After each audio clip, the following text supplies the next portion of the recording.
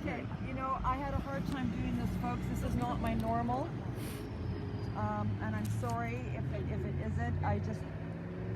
This was hard. So, okay, and I'm sorry if I'm going to start crying. I will too. Okay. As I contemplated the life walk of our dear brother and Uncle Joe, my meditation mantra came up and it says, "I'm a wondrous miracle of life." And this is a true statement of Joe's life. We're not measured by our bank account savings or employment status or education status when we arrive or depart from this life. We're not measured at all. We're accepted with joy, and then we are departed in sorrow. The life walk of Joe was struggle, but it was also immense kindness, humility, generosity, and wit. When I look at the perfection of imperfection of nature, and in its simplicity, I cannot express the true awe of its beauty and its unique way of manifesting life in its purest form. Nature is God's grace and blessing to all of us, unconditionally. And we desire to see nature in its perfect form, and it's right there before our eyes. I'm sorry, my writing is horrible. Joe's life was like that. Joe's life was nature.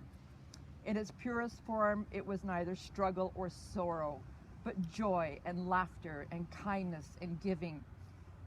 It was seen through Joe's eyes that the beauty of nature was most magnificent.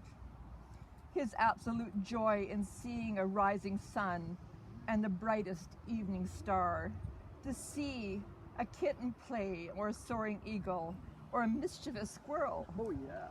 to gently feed the smallest birds and scare away the greedy crows, to love the spring gardens, and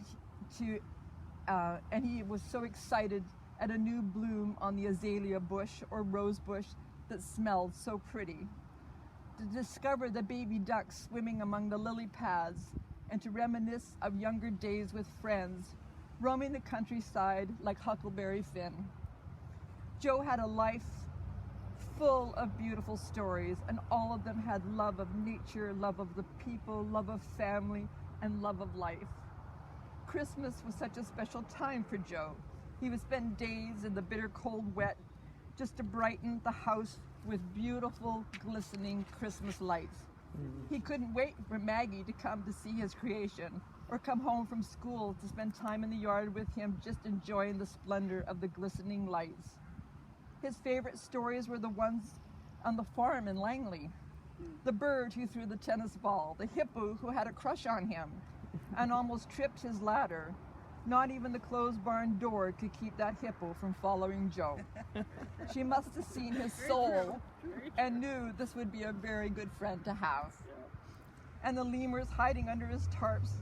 Joe's laughter was contagious, and his joy with nature was infectious.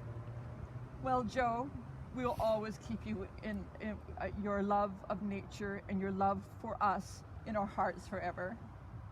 You've truly lived a life well lived. There is a small poem I once read, and it reminds me of you always. The mind can go in 1,000 directions, but on this beautiful path, I walk in peace. With each step, the wind blows. With each step, the flowers bloom. And each moment of our experience is shaped by who we are. We are the eyes of God, observing the creation of life. Creation of life. We are in the creation of life. Yeah. How wonderful, how amazing, how divine. So let us bow our heads to bless this divine life of Joe. May God and his angels be with Joe always. May the heavens open their doors to the beautiful new earth for Joe, and may he walk in peace and love and freedom on his most magnificent path of nature's gracious gardens, and all the loving animals only imagined by Joe. Joe's new earth has no pain, no sorrow, no regret. Joe's new earth is the most magnificent heaven that is beyond any imagination. We hope to meet you there, Joe. So until then, take care of it, take care of us here, because we just know how grand life is where you are now. And we will love you always and forever. Amen. Amen. Amen. Very nice girl. Very beautiful. Very You need to copy that out. Yes. So no, I don't know if you should be doing. No, that. do I'm it just in going to put them on the hole. green. I'm just going to put them on the green. You want me to do it? Okay. Yeah. Just put them. I don't think you put them in. No, Just no, put they them on do the that. green. That's beautiful books. It's lovely. Isn't it? So does anyone else have a story? Joe loves stories. Anyone remember anything, his silly moments? His silly... Him and his bird. As much as we didn't mention so much Buzzard. about the last 6 or 7 years of Joe, because being in the assisted living and then in full care, almost every weekend I took Joe out. And we would do adventures. Yeah. And we would go out, and of course, I would get lost. We went one day In Sumas Flat. well, yes, and we were going to look for the white swan. Flats. And somehow I got very turned around. I don't know where on earth I was. We ended up in Chilliwack. There are no white swans in Chilliwack. And then we were still trying to find our way back. We got around by Cultus Lake. Joe says, well, Dodie, I think by the time we find the swans, they're going to be already migrated back. Yeah, So anyway, we're driving around and Joe says, you got to turn here left here. No, it's not going to He says, no, you're going back around the corner again. Anyway, we drive. Finally, this police officer was coming up this back road. So I stopped the car and I put my hands up. So he stopped and he says, is something wrong? And I said, I'm lost. I can't get out of here. I don't know where I'm turning. So anyway, he told us where to go. And I said, oh, I said, if I would have listened to my brother, we would have been out of here. I says, I kept thinking I had to go left, but he kept saying no. And then one other time, finally, we got out of there, went and had our ice cream and had a lovely day. And then, so I said to him, well, I says, well, maybe Joe, next weekend we'll go out to Ladner. Well, that was really bad. So we really got lost in Ladner. Anyway, finally we're driving around, no white swans, none. So we're driving, finally I drove into this farmyard and I said to the man, I says, can you help us get out of here? I said, I don't know how to get out of here. And he said, well, how did you get in here? And I said, well, I drove in. But which way did you come? The gates are all closed. And I said, gates? I said, we passed gates, but the road, but I said, I can't get through. He says, well, there'll be one locked up at the very, told me which way to go at the very far end. He says, because this area is all gated. He said, you can't get in here. It's farm area, but I guess because of the Highway 91 or whatever being so close, 99, it's all gated in around there. Big farm gates.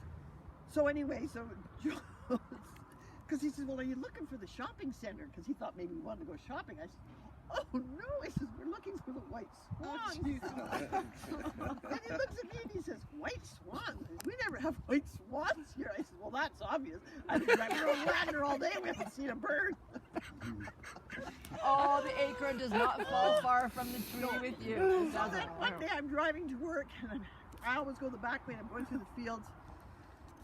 And I thought, the one field was just full of all these white swans.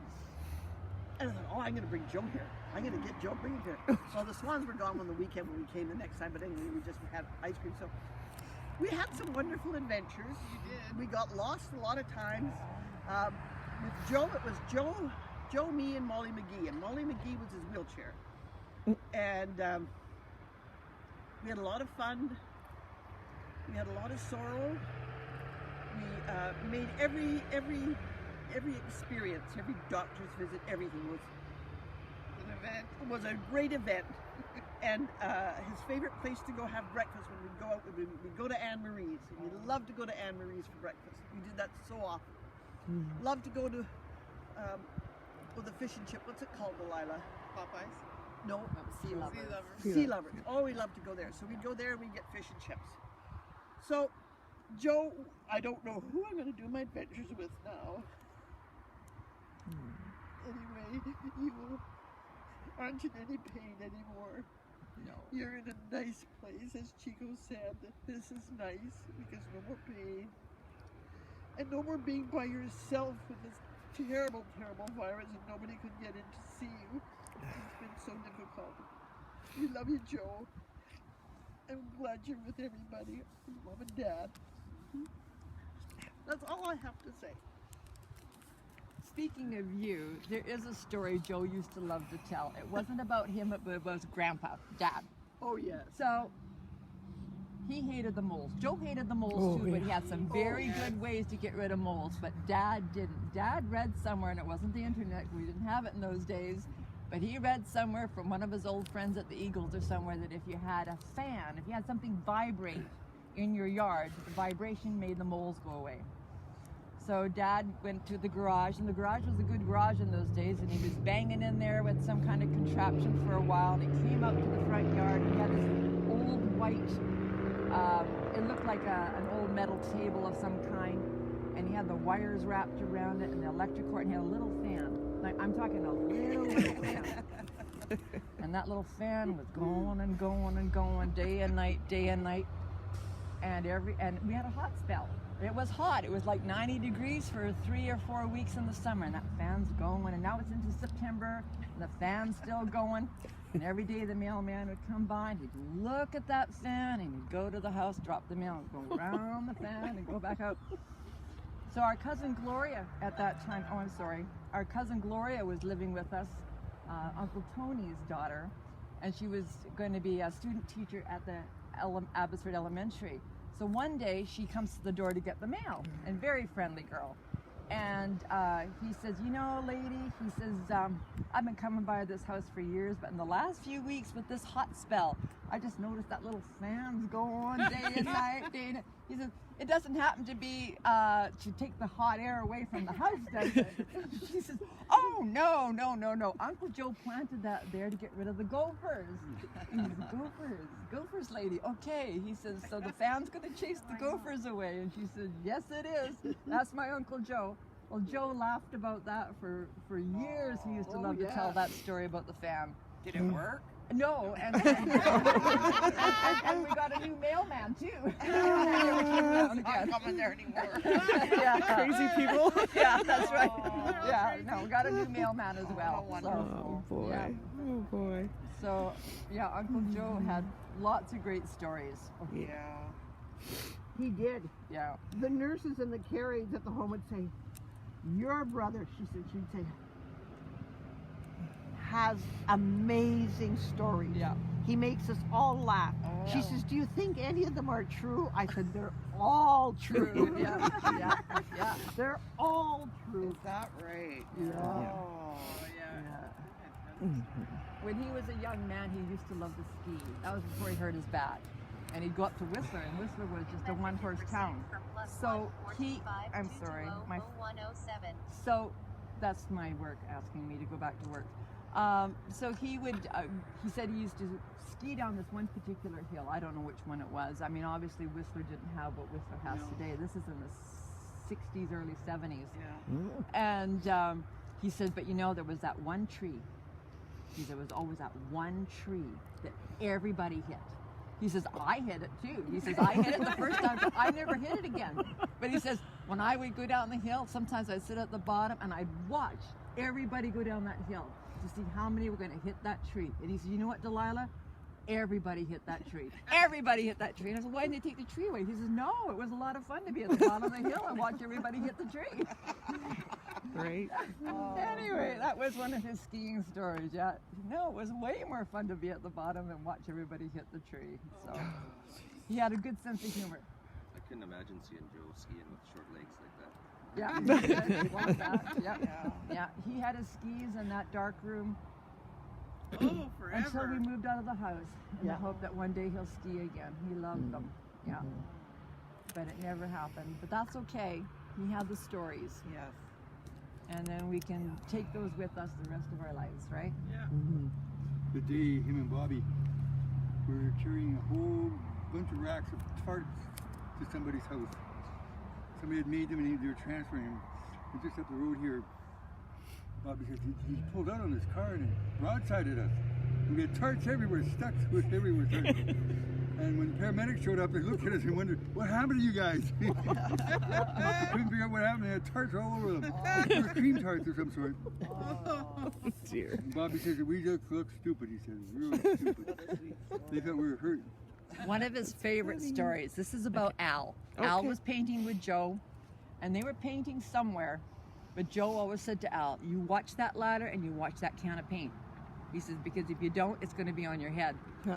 Anyway, something happened. Al didn't pay attention, and the next thing Joe says, there it was, the can of paint over Al's head, the whole can of paint. Oh, no. And they laughed about that one for years, and I don't remember the whole story, and I'm so sorry, but one day Al's going to remember the story and tell it for Joe. Oh, I wish there because- was a picture. Oh, we didn't have cameras. We didn't have phones. We didn't have anything. All we had was our memories. So anyway, that funny. was many, many years ago when the two Oh, of them painted together. I'm sure Al will Yeah. remember it. Mm-hmm. Yeah. All those years they've Yeah, they Yes. did. Oh, yeah.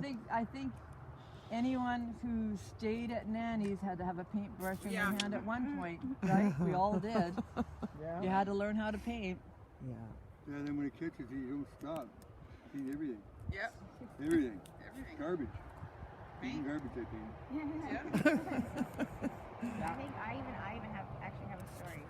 As the first time I met Joe, I think it might have been the only time, and I was pregnant with Jax, and Mark had that big truck over there, and I was really big because I was gonna pop soon, and we were going to the mall, the West Oaks, and Mark's like, oh, Uncle Joe, and he's like, oh, Janine, like, this is my Uncle Joe, and he's like, oh, hey, and he's like, how do you get up into that big thing? And Mark's like, oh, like this, and he just like picks me up, like trying to put me around it, but then he's like, oh. It's a small story, but it was the first time I met him, and I remember him like actually being so thoughtful. He's like, well, but how Oh, do you yes. get in there? I'm like, And then he'd just be like, oh. yeah. He's like, well, that's how you get That's in awesome. there. How you get in there. Exactly. That's great. So, Where there's a will, there's a way. Yeah. Right? That's Yeah. right. Yeah.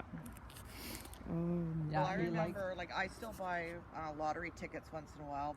I'm a believer. We all do. And if you don't buy them, you'll never win. That's And right. I always think of Uncle Joe because I always remember him sitting on the couch in the basement back when they used to have the balls going. Yes. So, okay, it's time. Yeah. It's Oh, right. 6:49. Yeah. Yeah. And watch the balls, and he'd always have his tickets and his numbers, and now I just have like an app and doing. Oh, it's just not the same. I want to see those balls coming up and sit there with my pen and paper like Uncle Joe did. Yeah. Yeah.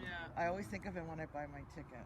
He bought, when the first guy won $14 million, Uncle Joe bought the same numbers for 25 years. And he says, if I don't pick those numbers every time there's a lottery Yeah. and somebody wins with my numbers, he says, Okay. that's going to be the end of me. He says, I could never stop. Right. But Yeah. I guess there was a day that he did stop. And those numbers, and it was his birthday, and it was something else, Yeah, Mom's birthday. always there the was same. same numbers Yeah. he That's did so for many, dangerous. many years Right. and And wanting if to he would win have that stopped lottery. once, then Yeah. Yeah. He Yeah. sure I did. remember that. Yeah. Yeah, the lottery was always the dream. Yeah. Mm-hmm. It still is with Sure us, is. isn't it? Yeah. I mean, it's Yeah. still our Still dream. Yeah. Still Yeah. waiting for that one. That's right. That's right. Well, Uncle Joe, we have a lot of good memories about you. Yes. Yeah. Oh gosh, yes. Him and his bird, Buzzard. Oh, Oh, Buzzard. Crazy Oh, bird. yeah. Budgie? his bird was Ricken. an alcoholic. He was Yeah. his drunken Yeah. bird. Yeah. Yeah, he had a He'd lot crawl, of he'd stories crawl, about he'd him. land on Joe's shoulder and he'd want to drink his rye. Yeah. And then Joe's Buzzard, go on. It was a little blue budgie. Little blue And he'd budgie. crawl across the other side of his shoulders and he'd be here. And then Joe would be, go away. So he'd get behind him and he'd start pecking at his hair, trying to pull his hair out of his head until Joe would give him a drink. And then he would, and then he couldn't fly, and he'd fly into the wall, and then he'd just be kind of Oh wobbling my goodness. along on the floor.